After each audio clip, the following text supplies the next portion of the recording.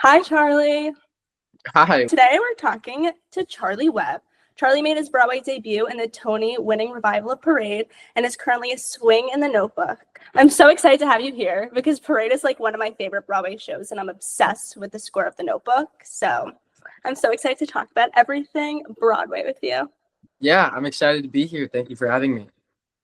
So let's start off with, how did your whole theater journey start? It actually happened because my two older sisters kind of like forced me to start doing theater. I was like in fifth grade. And I played a lot of like different sports, but my sisters, they like really wanted me to do musical theater, and a lot of their friends did it, and they just convinced me to audition for The Wizard of Oz. And I ended up being like the scarecrow like in like fifth grade. It was just like this amazing experience, and from like a really young age, all of my siblings, I have like two older sisters, one younger brother, we all used to perform skits like for my mom and dad. And it was just something that we didn't even know, like we weren't trying to perform, we were just like doing this like game for them. And it was something that later, like now whenever I think about it, I'm like, wow, we truly were like improving from like the from since I can remember like doing like skits and like bits and stuff like that. And I just loved it, and I stuck with it through high school and college. And yeah, but that's kind of how I got my start. It was my sisters. They forced me to kind of do it, but I thank them for it. Yeah. You talked about The Wizard of Oz, which you were in. Was there a show that you saw which was like, oh my God, I need to do this for the rest of my life? Yeah, definitely. It was like my first ever show. It's probably the most cliche answer I could probably give, but the first professional show I saw, my mom took me to go see Newsies at Uh, the Fox Theater in Atlanta, and I was like in middle school. And my mom, I remember she went and saw the original cast of like Wicked whenever it came out, and she had the CD of Wicked, and we would play it in the car like 24/7. I didn't even know it was from a musical half the time. It was just playing, and I was like, yeah, I mean, like Wicked's kind of cool or whatever. And I saw Newsies, and I started seeing all these other shows. And then whenever I finally got to see Wicked, all of those songs just like I knew them already, and I'm like, oh my God, my mom was playing Wicked since I can remember, and like those songs are just infused in my bloodline. So yeah, Newsies was definitely the one that I was like, it's so badass to see like a guy like sing and dance and act, and also like yeah, there's just something about it that I don't know. It was super cool to watch that. And there are other shows that like I love, but I feel like I could never be a part of. I'm like, whoa, I'm gonna watch from a distance. But Newsies was the one that I was like, I feel like I could do that. Like it was something that I was like, I see myself doing that. And your thoughts and ideas change of what you want like now, but back then as that kid, you're like, wow, that's I want to do that. I want to be on that stage. So yeah. yeah, it always comes back to Newsies with everyone. I feel like Always. everybody was influenced by Newsies. It's like my favorite. I have been in the theater world since I was in second grade, and there was a time in my life where I was like, okay, I need to be like the star athlete, but Hmm. I am the most Do you get uncoordinated. it? No, you get it. Because for the longest time, I thought I was going to like go to college for sports. So like, yeah, it was this constant battle. I understand. I Wait, get what it. sports did you play?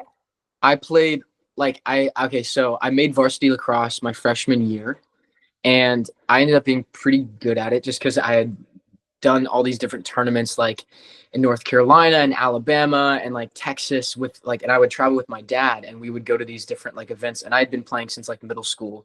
And I tried out for high school and mid varsity, and we were playing for like 2 or 3 years. And then I ended up like winning a couple of different things for theater. And I told my dad, I was like, I think I want to pursue this.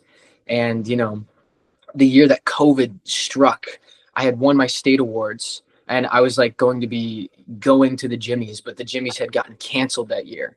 And Yes. so it was like this thing. They were just like, "Hey, you won, but you can't go, and also it's not going to happen next year. So like, you just, you're kind of in a standstill here." And I was like, "I know this is crazy, but Dad, I think I want to quit sports. I think I want to like do this." And he was like, at first he was like, "Are you sure?" But now he's like really supportive. But lacrosse, baseball, as a kid, like I played 7 years of travel ball, and then I played a little bit of football, not as much as I wanted, but lacrosse was like the big one for sure. I played lacrosse too. That was Really? the sport. Yes, that was the sport I quit New for. York. I feel like New Yeah, York sports New are York. very, yeah. It's long. I'm from Long Island. It's like a big like lacrosse area of New York, and I was so bad. But we have to talk about the Jimmies because the Jimmies is my obsession forever and ever. I'm obsessed with the Jimmies. So, what role did you qualify for? I was Clyde Barrow in Bonnie and Clyde. Yeah. And me and my, well, it was crazy because that year, all the schools competed, but again, like nobody went to the Jimmies. And a lot of the state awards in the country, they didn't even compete. So it didn't even make sense to hold the Jimmies because like some states didn't even, hold their own like ours for Georgia is like the Schuler Awards. And I know for like, oh God, I forget the other one. There's like the Bloomies and like the Sondheims and like, there's like a bunch of different state awards, but it wouldn't have even been fair, I feel like, that year to do it. But it was a good role. It was fun. It was crazy for like a high school to do that show, looking back on it. But yeah, I don't know. I cherish those moments. So Theater in high school like was my jam. no, Like, I totally I totally agree with you. I don't think I've had more fun in theater, like genuine like laughing my ass off with like people. I don't know. I haven't had that like genuine joy with my like high school friends anywhere else. Like those people are still like my good friends today, and they might be all over the country. They're all about to graduate as well and like move to the city and everything. And I have some friends in London that I like went to high school with as well. But like it wasn't for competition. It wasn't for granted there was like awards, but we worked as a unit as a team, and we were an ensemble of people that stuck together for 4 years. It wasn't like this thing that was like, okay, this process is over, I'm going to jump to this next high school. Kind of like, on Broadway, you're like, you work with a cast, you jump over to another cast and you're like, hi, you're my new family. And it's a wonderful thing and you grow so close. But I loved the fact that, also, you all go to the same high school, so you see each other in classes and you live next to each other. You're like close. You can bike to each other's houses. I love the fact that, there was that camaraderie in high school, and everyone took it so seriously. It was so funny. Everyone was like, "This is life or death." This is it. You can only go down from here. Yeah. We didn't do awards. That just started this year. Oh, our like director was like, no Ginnies for you. And we're like, oh, okay, thank you so much. But honestly, I feel like it was a good thing. Like we would all there are people who would literally kill other people if that was the case. And I know them by name. I have them in my brain right now. I'm picturing them. You have a list that you can release at any time. Lists on lists. But yeah. Also, it's so crazy that like your 2 Broadway casts that you've been in are like with cast members very close in age with you, which must be really cool. Like that's very rare. Yeah, I think like Parade was, as much as there was like some people my age, a lot of the people were older, and like I got treated kind of like in the best way, like a nephew or kind of like a son or a grandson. Like it was like mom, dad, aunt, uncle, grandfather, grandmother type of vibe. I don't know why, but it was so like family oriented, and we were such a family. But yeah, I guess with like the Notebook, everyone is closer to age, so everyone like wants to go out together, and everyone wants to go travel upstate together and like rent this whatever and like do whatever and be young, and like it's 2 different like energies, and I love both of them so much. And I think there was like this comfort and this safeness, I guess, with Parade that I don't think I'll like ever find again, and I'll cherish that. I'm glad I like didn't really take it for granted. And honestly, people have been like, do you wish that it could have gotten extended, or do you wish that you could like, would you go on tour and like go do that with it and everything? And it's kind of like this thing. It's like I remember it as this very like beautiful thing. And if I were to go back, or if it were to have been extended for like another year, I don't know if I would have like, I don't know, like cherished the quality of content, and also like how beautiful and sacred we kept it. It's like it's this thing. It's I don't know. I don't know. You can't recreate like a beautiful process like the same way it happened like before. So I feel like trying to recreate that experience, like for me at least, I liked it how we left it kind of. Mhm. And yeah, I don't know. The 6 month kind of like limited process for me, it was exciting and sad, but I'm glad that it wasn't like, 4 years long, it's just it was beautiful the way it was, I think. Yeah. Um Thank God it happened because it is the best thing ever. yeah, Well, it I think it's was. the best thing that's ever happened to my grades because I write every single paper ever on the parade revival. I don't know why. I just think it's like easy content with really great background information that so Mhm. many people don't know, but once you educate on them, Yeah. you get hooked in such an inspiring way. Yeah, and like I, for one, was uneducated as well. As embarrassing as that sounds, and I'm from Georgia. They Mhm. asked me day one. They go, "So, are you familiar with this case?" And I knew the story of Parade, but I was like, I'm gonna be so honest. In the Georgia like education system, we weren't really taught about this.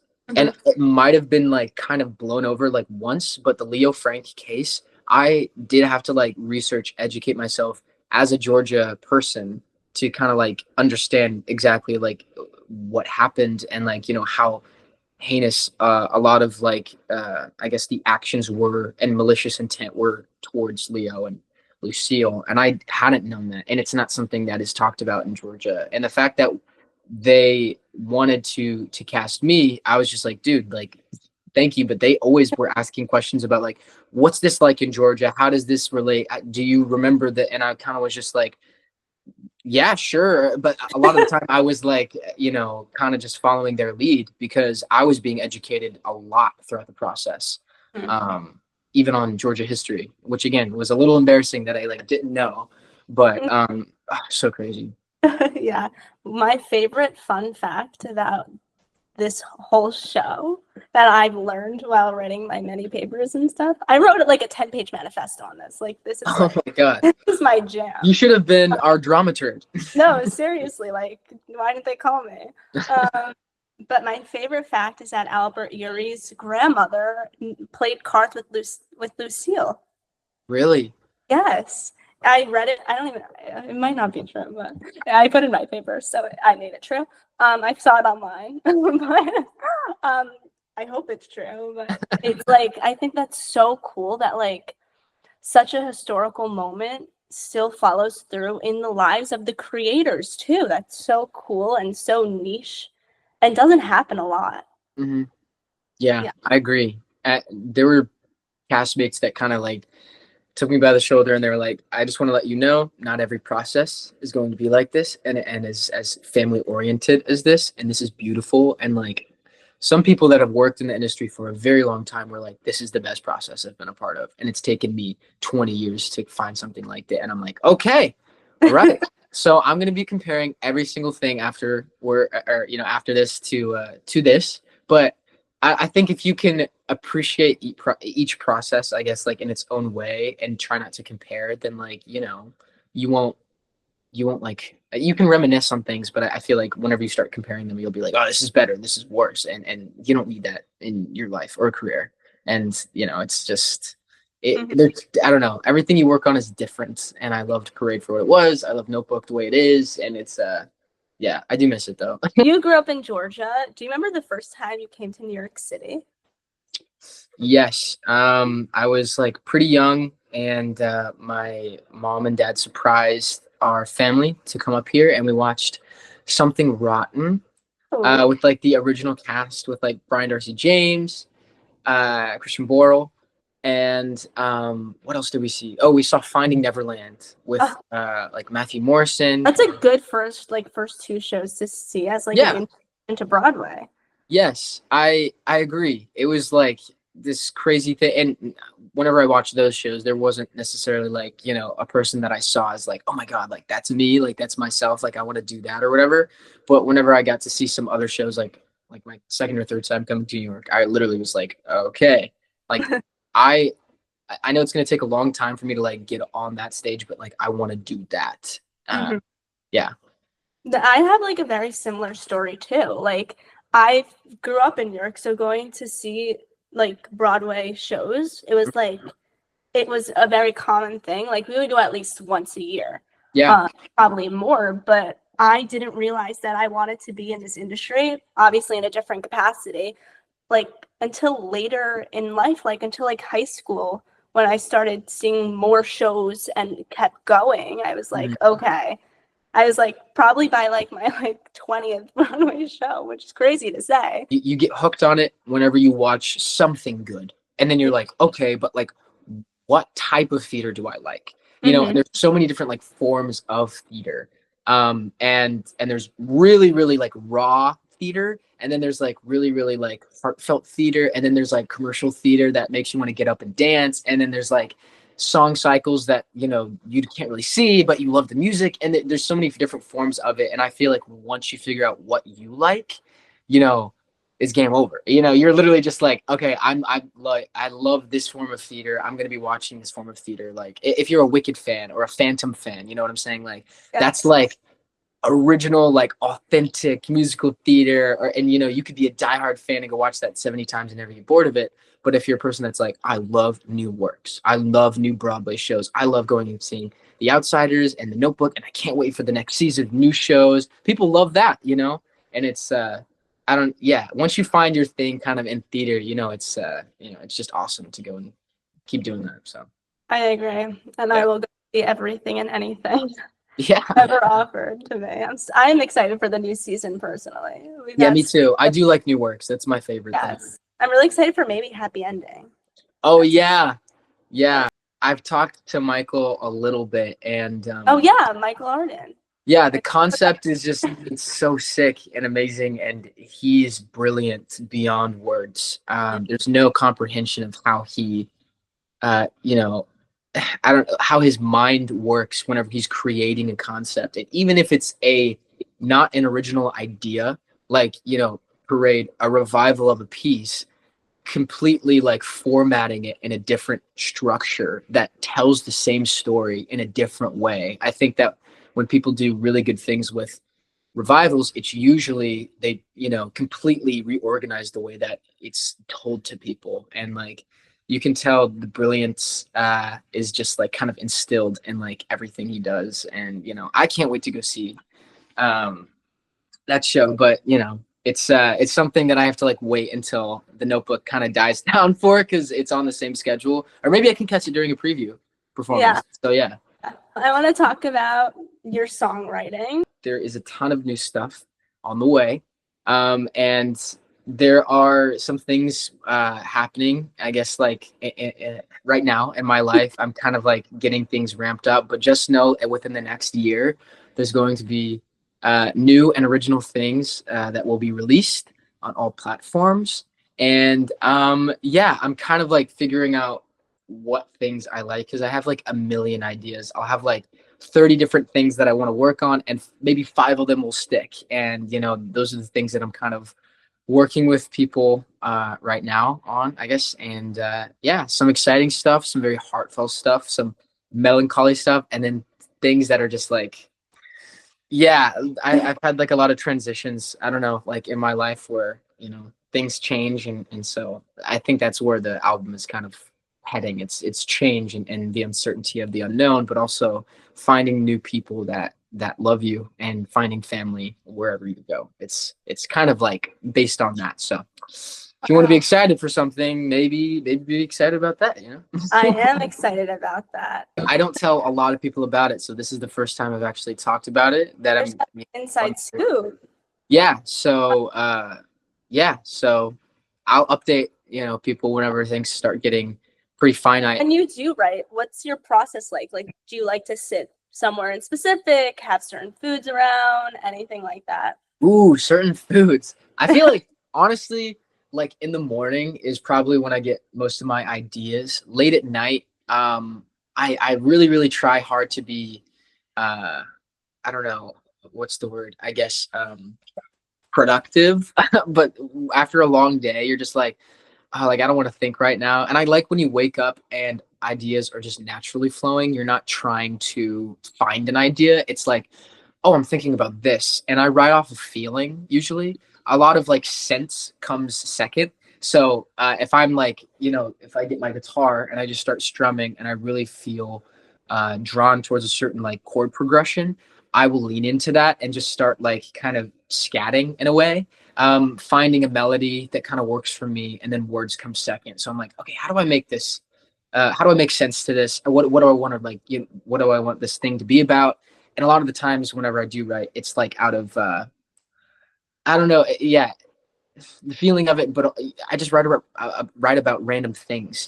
There's not a specific. Okay, I'm gonna write about love today.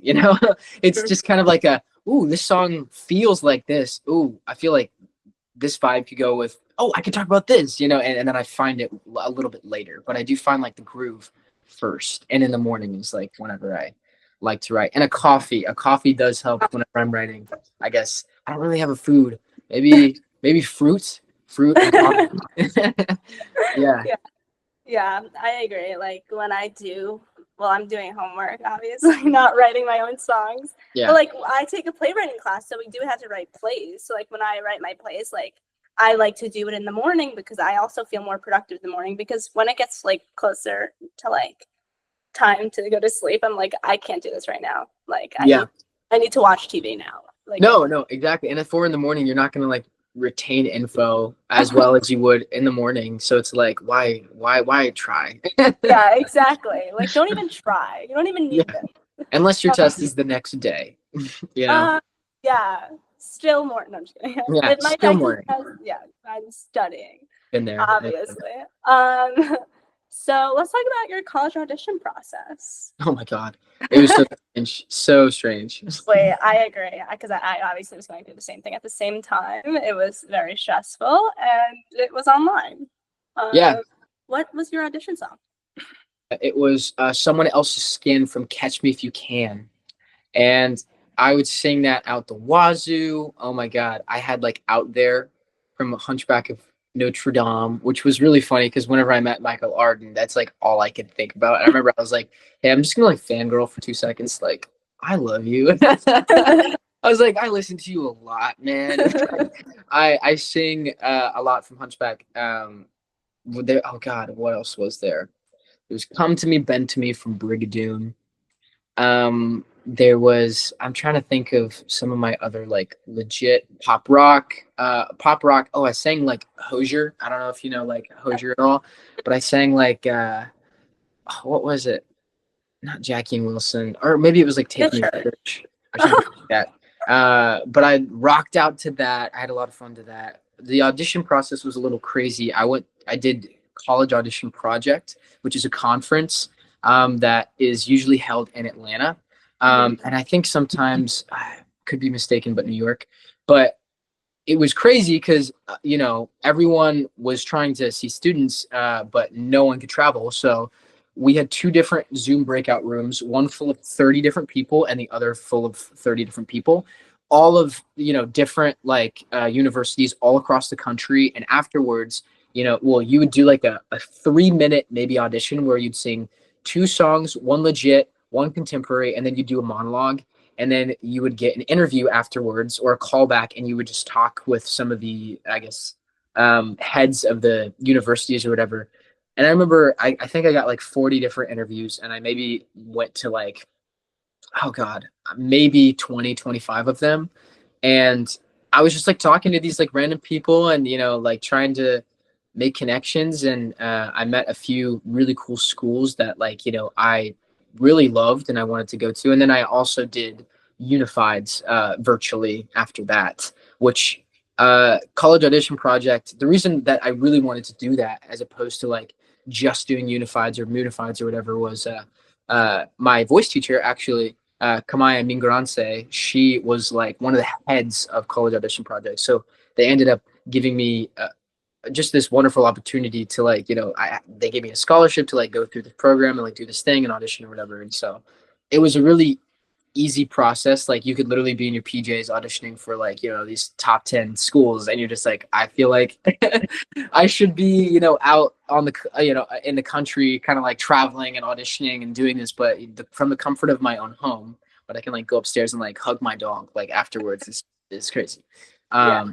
And then I heard back afterwards about getting into a couple of different schools, and decisions after that were kind of tough. And some of my friends got like their offers like literally like the day after. And I remember for me, it took a while. And there was some programs that I really wanted to get into that I did not get into. And yeah, I just kind of had to like deal with that. I think my top was CCM, and I didn't end up getting into CCM. And yeah, I remember just being, absolutely defeated whenever I like didn't get it. But I feel like no matter where you go, if it has a BFA, I feel like it matters how hard you work, not like where you actually end up. I feel like there are people at any college that could give anybody that's in the top three, top or two a run for their money, just because a lot of the time whenever people choose people, it's based off of what they're lacking in or what they don't have. And it's like, oh, we need someone that has this because the senior just graduated and like they had all of these different like, attributes about them that we're kind of lacking in now. Oh, this person brings that in, we're going to, bring this person onto the team.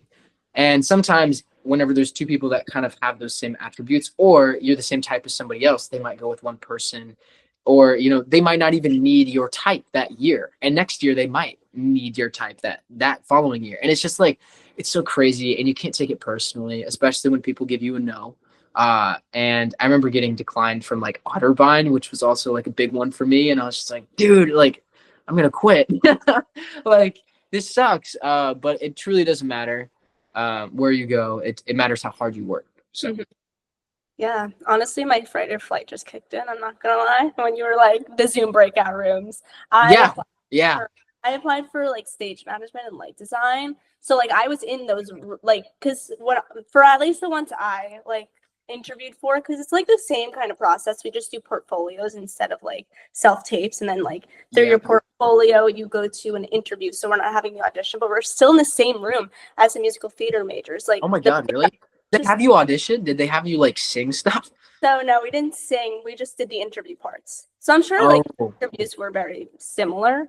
Just yeah, our questions are more based on like design and stage management and stuff like that, obviously. yeah, But it was so scary, and it's so competitive. Like 12 people get selected. And yeah, it's literally. so crazy. I was lucky to have such like a positive experience. It's really hard to also watch like you go against your friends too, because like Yeah, your friends are in the same position too. It's so scary. yeah.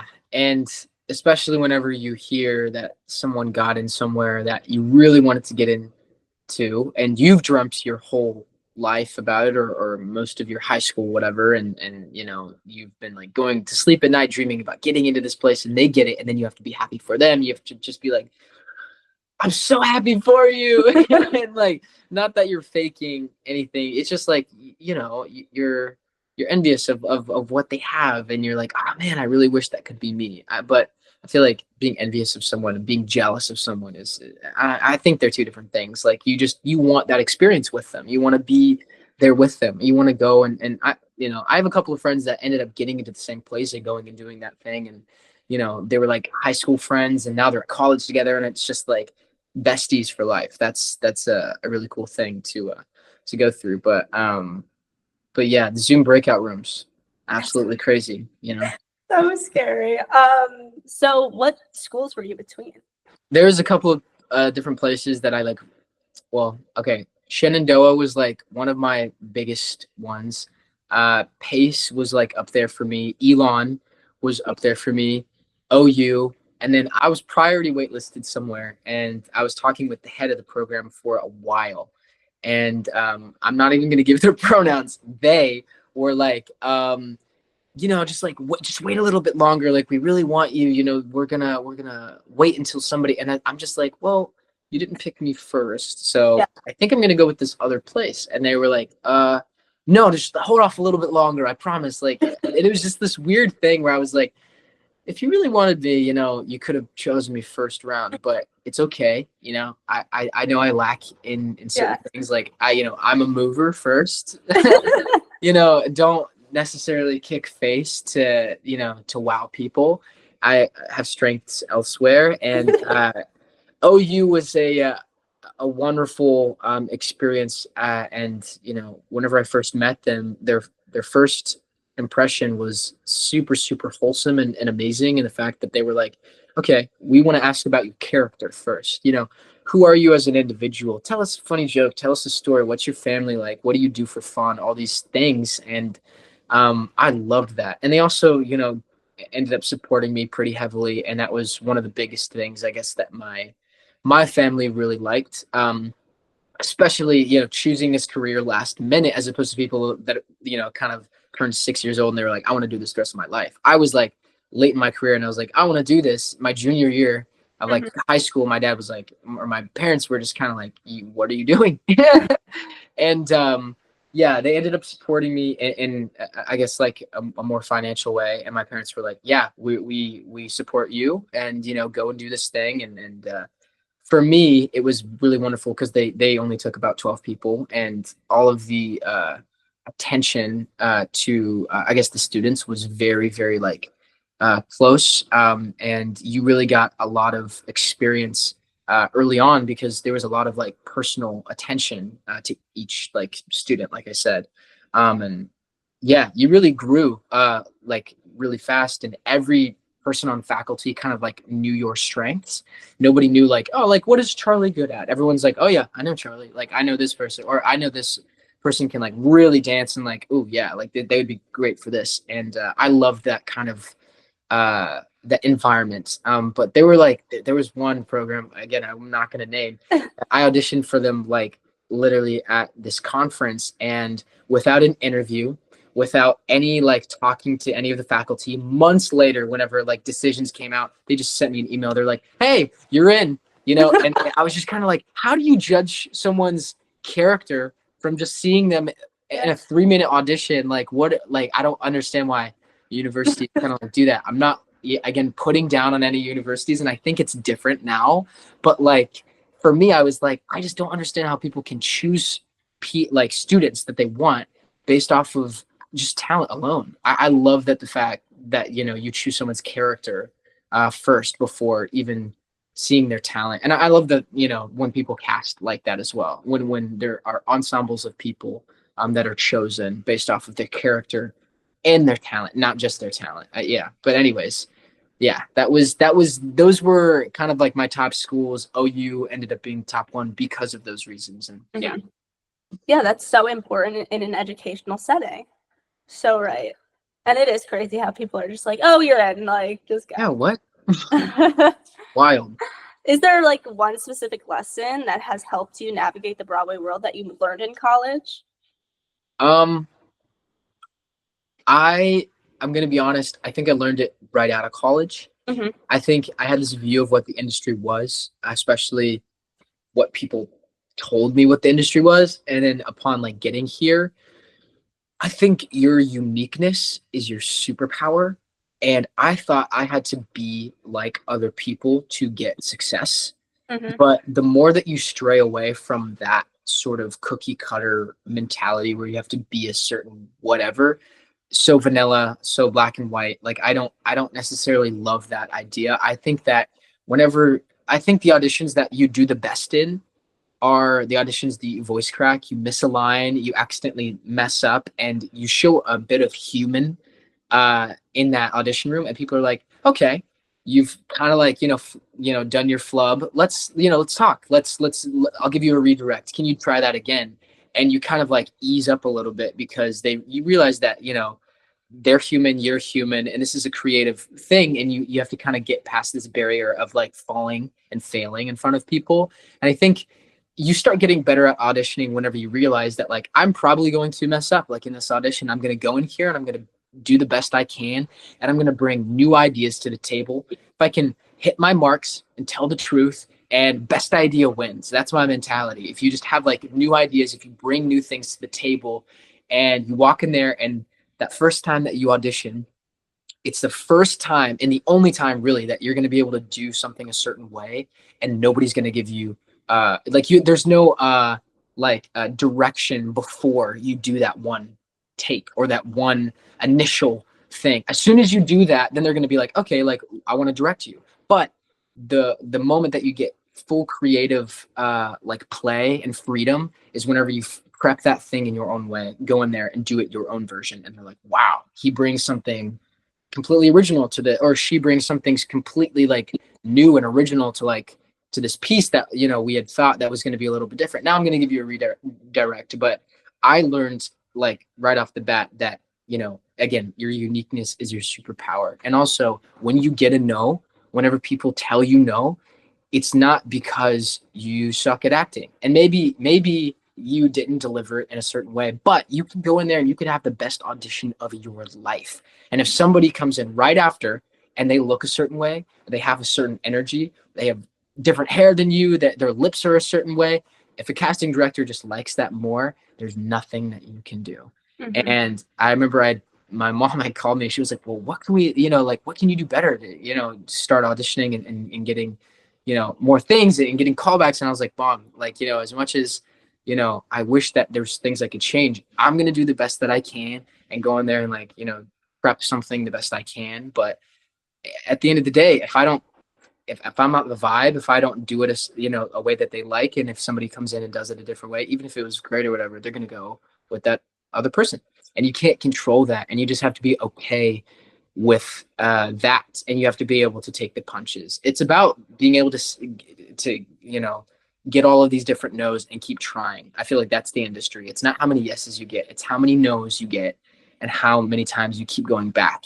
And, you know, eventually things are going to work out, but you have to go through hundreds of no's. Even being a part of two different processes where it's like, hey, I'm employed and I'm still auditioning for other stuff. People are like, that's cool. We're going to go with this other person. You know, it's just like, it doesn't matter if, even if you're part of like, you know, two different ensembles that are, I don't know, I guess like pretty, I don't know, successful, I guess like in New York City, it's like, I don't know, it's pretty crazy, but no matter where you're at in your career, it's, auditions suck. They suck. They really do. It's I hate it. I hate auditioning so much. I love the process. You know, being able to get to the point where you're with the cast, but I hate auditions. I am especially thrilled to have you on the pod because Parade is my favorite show. So we obviously have to talk about everything Parade. So you did grow up with Brody Grant, and he played the young soldier before you. How did he help you within the process? It was pretty. I know that he had some stuff that he was working, because I think at that exact same time, he was auditioning for The Outsiders actually, and Michael had encouraged him, I think, to kind of go and do that, and they knew that it was going to be a wonderful process, I guess, over there, and so I kind of had talked to him a little bit, and I was like, dude, I think I'm going to be like doing this. And he was like, no way. That's amazing. I'm going to be doing this.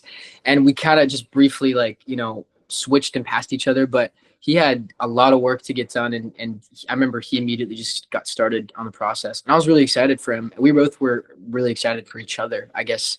But yeah, I feel like everyone from Georgia kind of knew that he was always going to do like amazing things as soon as he, you know, got done with college. And I don't know, Georgia theater is also just this crazy competitive and wonderful like experience, but high school like theater is just is crazy. And I remember like, yeah, he did really good in high school theater, and everyone knew that, you know, he was gonna be working with some top individuals, and it was really cool to just see each other briefly and just be like, hey, like, we're kind of here, we're doing the thing, and you know, I'll see you, I guess, whenever we're both in New York. And yeah, but it was very quick. We didn't necessarily get to like sit down and talk about it or have a lot of different phone calls about it, but yeah, we both kind of just congratulated each other and just went our different ways. So Have you seen The Outsiders? I actually haven't gotten the chance, but the amount of bootlegs that I have seen, I have a lot of good friends, I guess, in that ensemble. Dan Barry, I went to school with. RJ is a really good friend. Jason Schmidt, he's a really good friend. Yeah, I mean, like, everyone over there is super sweet. They're all so creative. A lot of them write music. They do concerts. They have their own workshops. Brent Cromer, I literally just did a workshop with him as well. Yeah, they're all just like, they're cool, and they're fun. They love life. You know, it's awesome to hang out with them. How did you prepare to play the young soldier, especially due to the historical significance of the character, especially because I feel like the young soldier is like a bunch of people in one character. Other than like, even though not every single character in Parade is like a real historical person, Yeah. I feel like the young soldier embodies so many different people. How did you find that within you?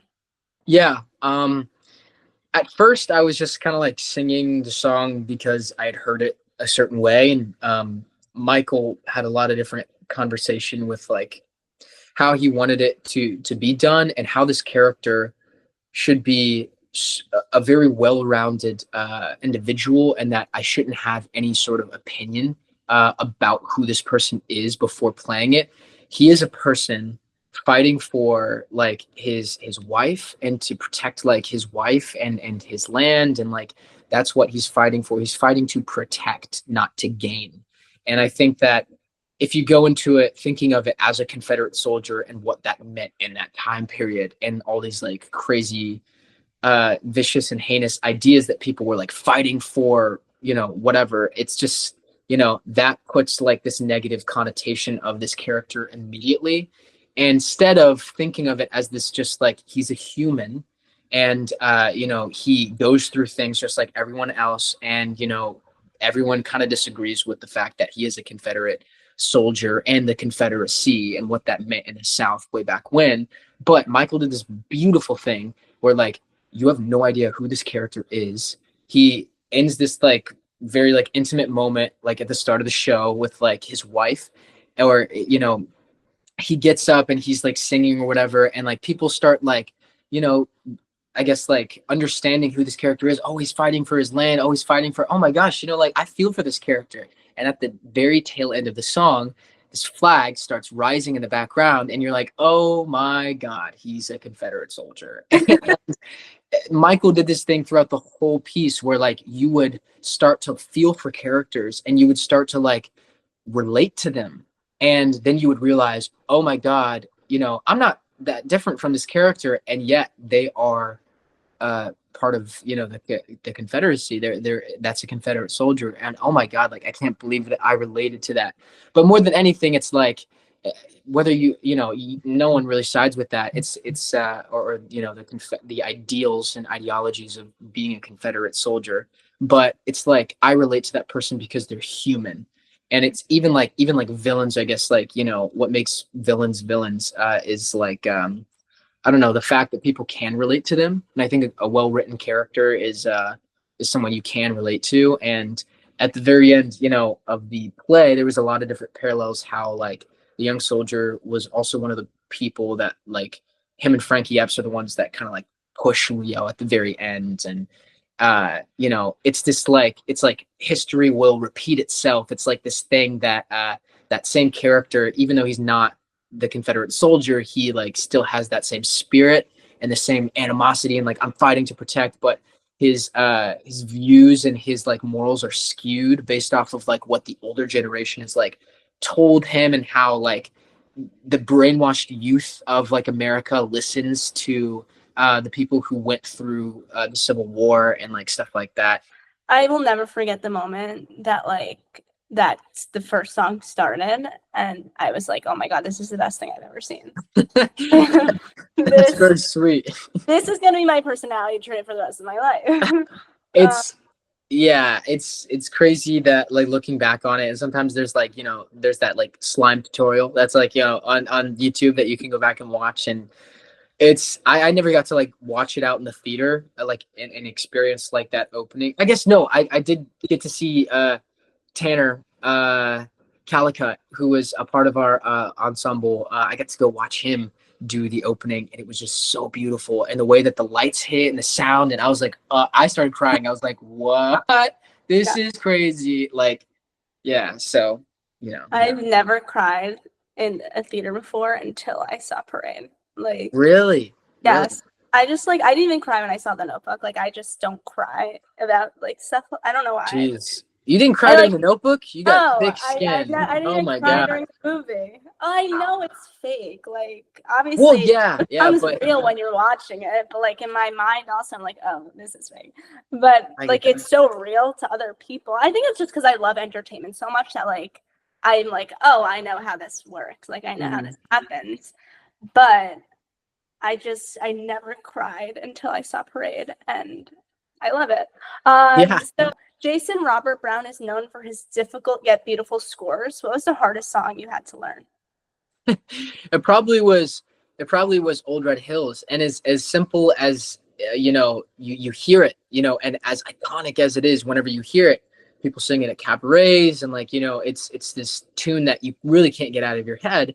I remember whenever I started doing it, we had conversations and we worked together to kind of like figure out this new sound that we wanted to bring to the table, and how we didn't want it to sound like any other time that it had been on recording, or any time that it had been done like at a concert or whatever.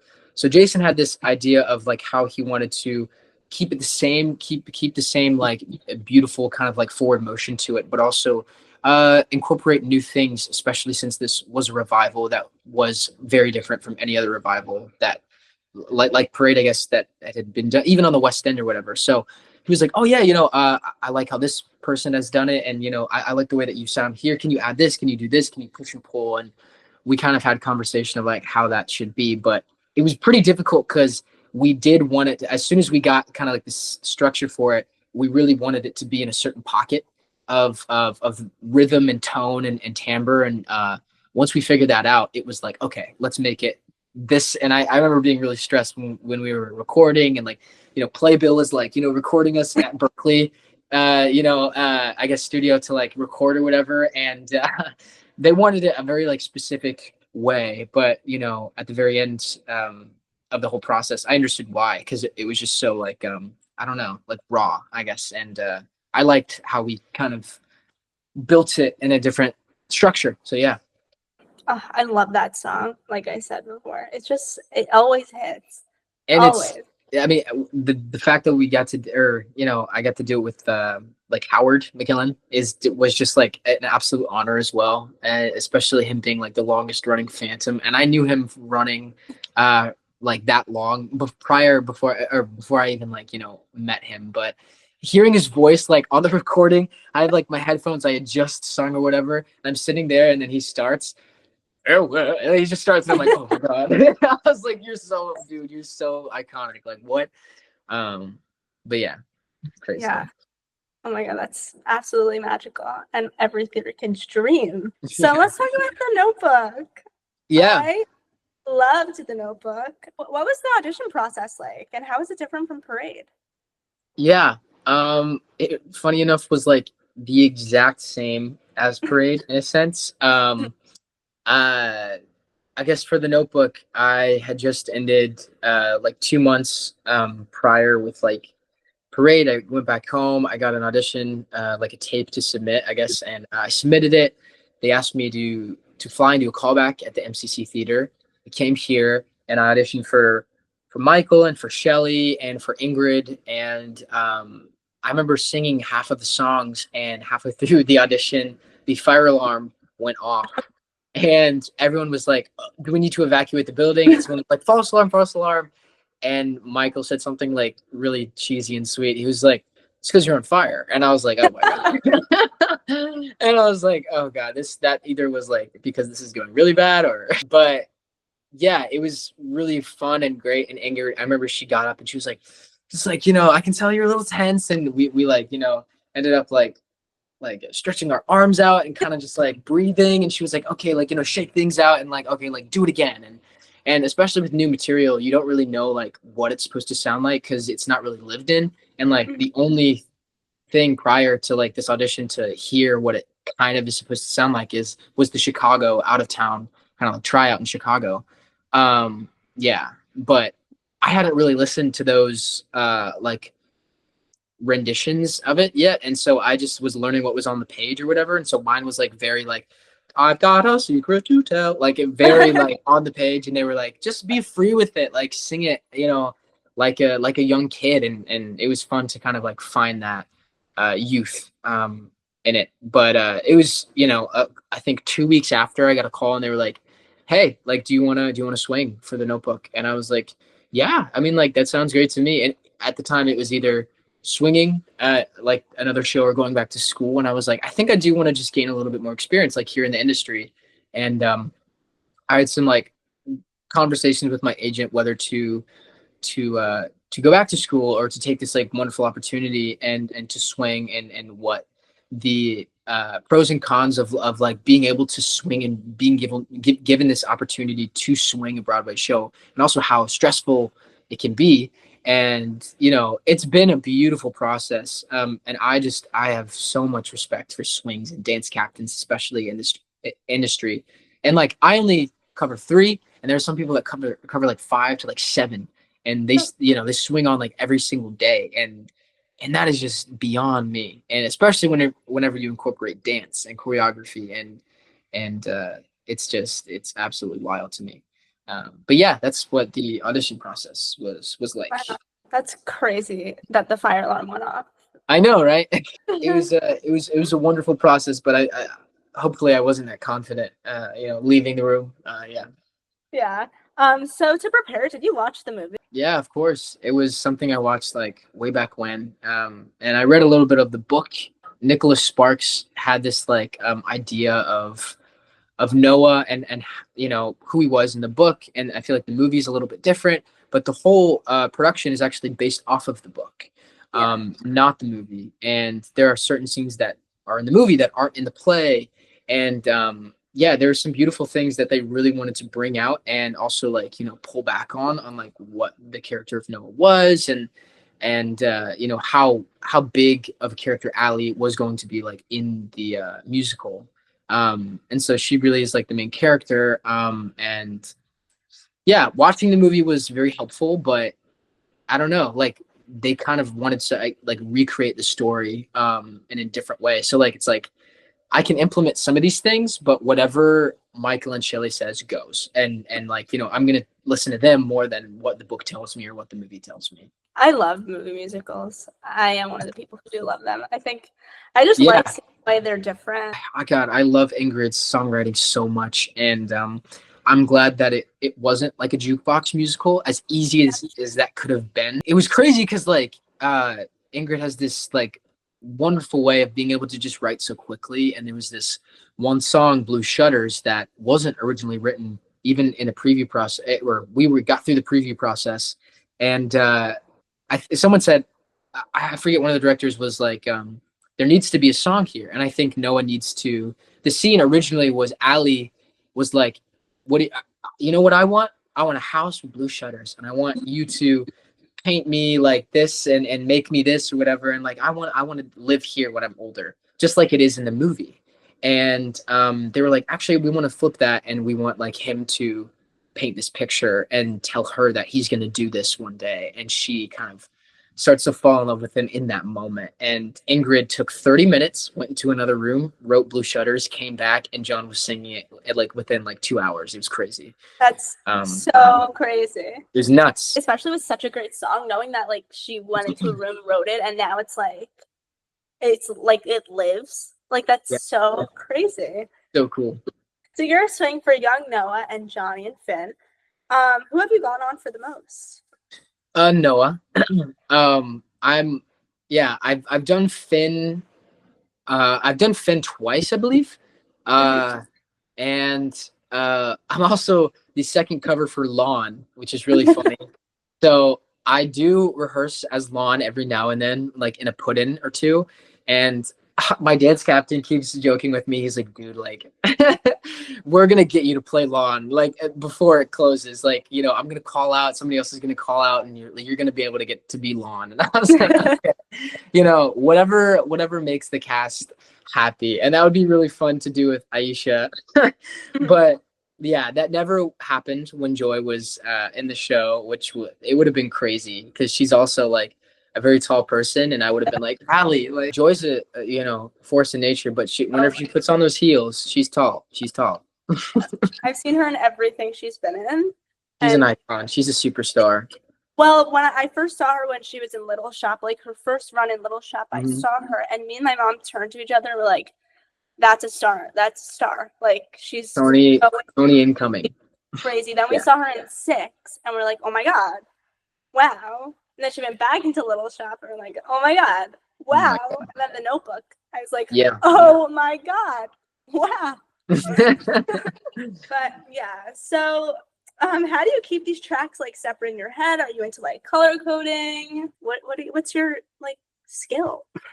Yeah. I usually just like I open a form of like different like sheets like on just on my laptop, and I'll color code things, and I'll go through the entire show, and I'll have like my 3 different tracks color coded.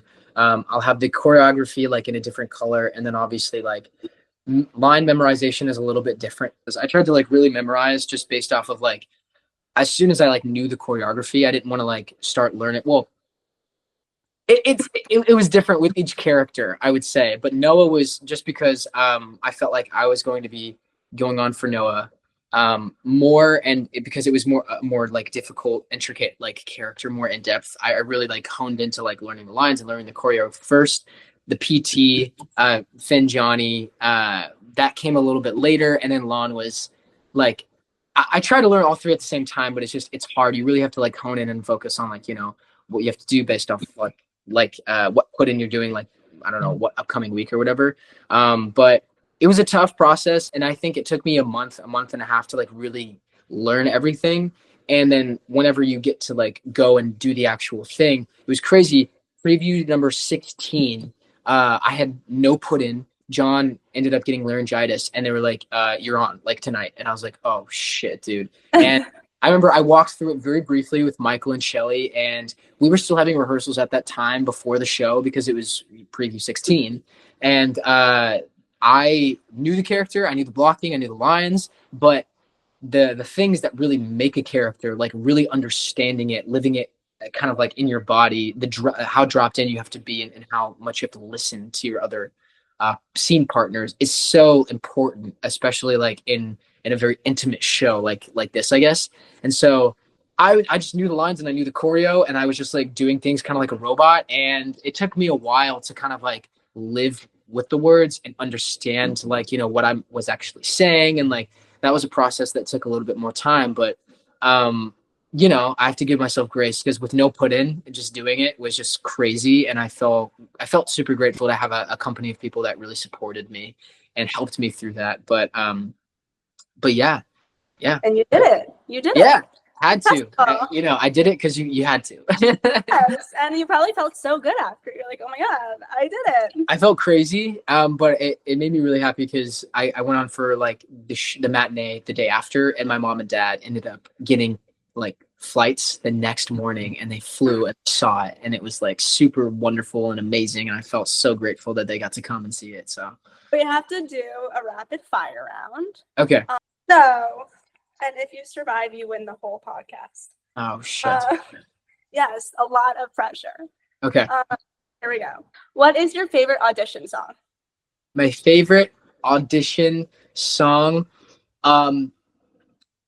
it's by Foreigner, and it's a pop rock song called I've Been Waiting for a Girl Like You. That's my favorite pop song to sing. It's amazing. And my favorite audition song, God, I don't know if I love singing MT for like, oh, okay, wait. Probably Barrett's song from Titanic. I sing that everywhere I go. Yeah, anyways, keep going. Incredible. What's your go-to snack when you're backstage? Oh, snack. Oh my God.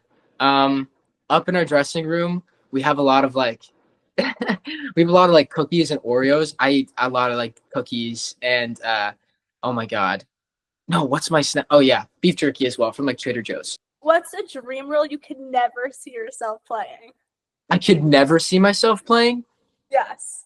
Probably like Lydia from Beetlejuice. That's a good answer. She's such a rock star. Oh my God, Dead Mom. I blast that shit. I'm like, that is my favorite. Oh yeah. If I could, yeah. Lydia. Yeah, I could see it. Thanks. Put you in. One Let's day. go. One day. Gender bent miscast. Yeah, I'll do it at miscast one day. 100%. What's a musical theater song that's always stuck in your head? Oh, probably Beautiful City, Hunter Parrish. Yeah, from Godspell. Always constantly in my head. It's such a good, but honestly, anything from like Into the Woods, it's just like, it's so iconic, you know, and you can't get things out of your head. And, oh, and Heaven on Their Minds. Yeah. Anyways, keep going. It'd be a perfect Jack in Into the Woods. Well, Like, thank you. Someone told me that yesterday too. And I was really? like, oh my God, that'd be fun. We're manifesting it for you. It's coming. Yeah, right. For the revival that just happened. Yeah, exactly. If you could revive any show and star in it, what would it be and who would you play? Oh man, if I could have done, I went in for Toby a lot for Sweeney Todd, and it was a dream to like go and do that. It didn't happen, but Toby and Sweeney Todd would be super fun. That would make me really happy. Even if it was done at like Paper Mill again or done at like the Muni something, I just love that score. To me that is like probably the most iconic theater piece, if not like Les Mis, but Sweeney is just like it's a staple, and you know, and paved a way of like, you know, what could be in musical theater. But Toby, Sweeney Todd, yes. Amazing. You are so Sondheim. Thanks, I know. Sondheim. So Sondheim. Who is the coolest person you've met backstage at any show? Met backstage at any show. The coolest person I've ever met backstage. I'll tell you a crazy person and my favorite person. My favorite person to ever be backstage is Justin Scribner, and he's a stage manager. He's working on Maybe Happy Ending, and he's also was a part of Parade. I love Justin Scribner with my whole heart. But the craziest person backstage is probably Alex Joseph Grayson. That man is crazy. He is a nutcase. He is a freak of nature, and he always makes you freaking laugh before going on. And sometimes he makes you break on stage. He's just so funny in the wings. But he's the most fun, most energetic. Yes. Wait, I actually met him the other day. He's That's a so sweetheart. funny. He was so sweet. I saw him in Spelling Bee the other day. Oh my God. He's so iconic. Incredible. He was so I need to see Spelling Bee so bad. So good. They need to transfer it. Like, that is Oh, the they perfect do. Yes. transfer. And it's the perfect show for like families to go see. Yes. Oh, yes. And it would make sense because, well, Anna Zavelson was going to be in Spelling Bee, which is, you know, if it comes to Broadway, she should just hop over there. Exactly. You know? Oh my God. So iconic. If you could be in any Broadway show's original cast that already like happened, what would it be? I'm wondering if it would be a musical or a play. Oh, interesting. Yeah, I am a huge play nerd. I read plays constantly. I think the next thing that if I could have a next gig original, if I could have a next original whatever, it'd probably be to originate something in a play. If not, be it in a revival of a play. That would be really, really fun. And just like, yeah, like Beetlejuice would have been really fun to be in. I don't know what I would have been, but Beetlejuice would have been really fun. I think that, again, like The Outsiders would have been really fun to like be in original cast wise. Who's Tommy would have been really, really cool. Shucked would have been hilarious and fun to be in. I love Shucked. Shucked would have been amazing. But oh God, Big Fish. Really, really fun. Is there some ghosts that you're throwing out? Yeah. Yeah, but I don't know if there's like one thing to have. I don't know. Shit. I suck at this. Or like Dear Evan Hansen. That could be fun. Oh, of course. Sure. All right. Last rapid fire question. Okay. If you could sing a duet with anyone in the world, who would it be and what would you sing? This is my favorite question.